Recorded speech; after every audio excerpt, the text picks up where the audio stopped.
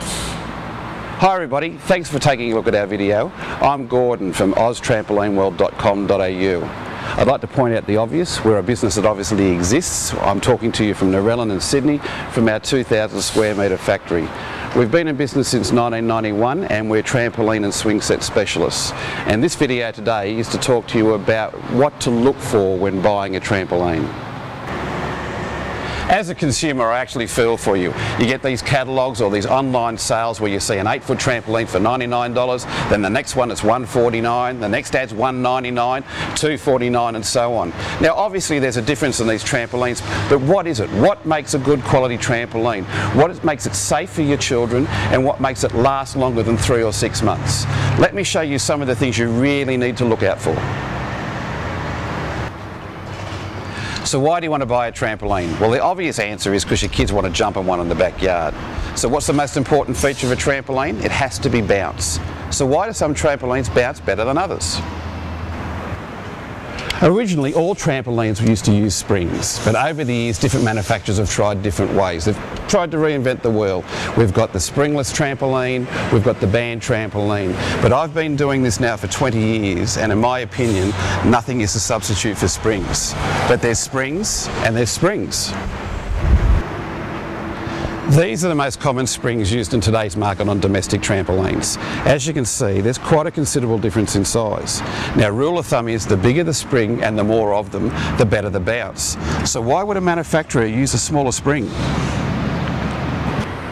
Simply by using the smaller spring, it reduces the bounce of the trampoline. So why would a manufacturer want to do that? The answer is simple. Their frames are not up to a standard that can withstand the stress that the larger spring puts on with the bigger bounce.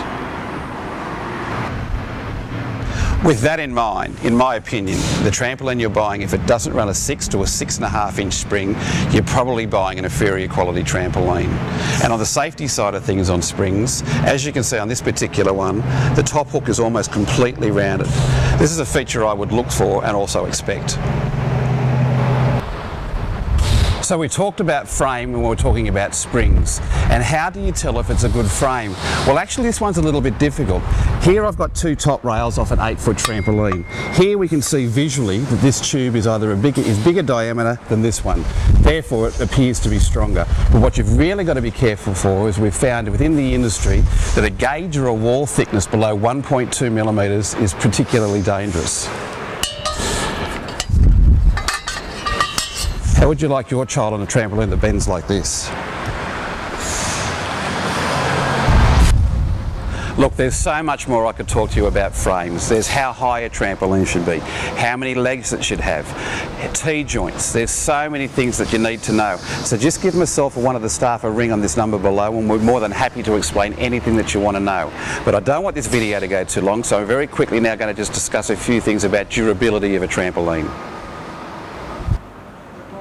Look, Australia's environment is nasty, is the best way to put it. We have the worst ozone in the world. So when buying an outdoor product, be very careful that the product has some UV protection. These particular pads come on usually the cheap and nasty trampolines.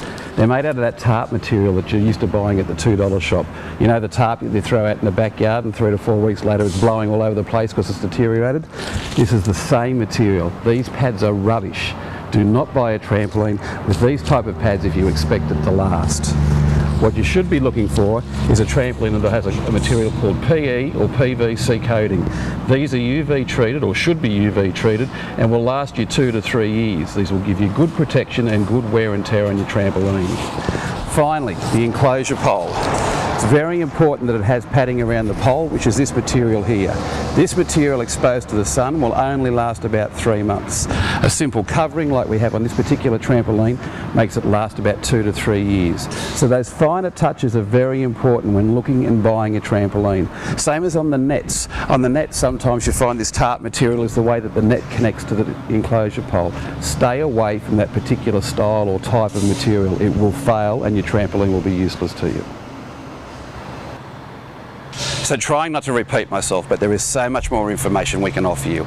Just give us a call on this number below or visit our website oztrampolineworld.com.au and we'll answer any question you've got. Now my last bit of advice, when buying a trampoline, make sure it has an Australian distributor that is for spare parts and warranty. Can you imagine buying a trampoline, having to call China with a problem, translate what that problem is and then get the parts sent out? It's just not going to happen. Here at Oz Trampoline World, not only do we carry spare parts for what we're selling today, but we carry spare parts for trampolines we sold 10 or 15 years ago. Oz Trampoline World should be your next choice for a trampoline. I thank you for watching us today and please give us a call with any more questions.